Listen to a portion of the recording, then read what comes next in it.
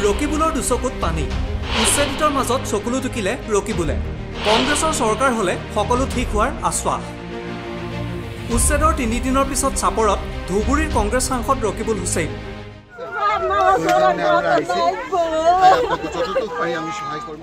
চকুলো টুকি উচ্ছেদিতসকলৰ প্ৰতি সহমৰ্মিতা প্ৰকাশ কংগ্ৰেছ সাংসদজনৰ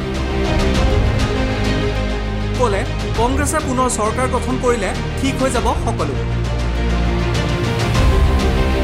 উচ্ছেদক অমানৱীয় আখ্যাৰে সমালোচনা ৰকিবুল হুছেইনৰ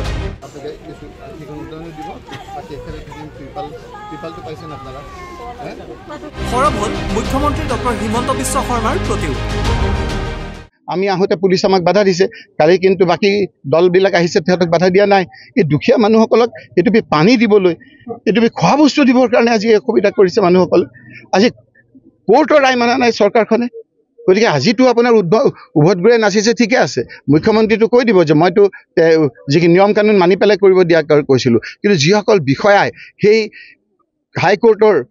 বাধা থাকা সত্ত্বেও ষ্টে অৰ্ডাৰ থাকা সত্ত্বেও হাইকোৰ্টে এটা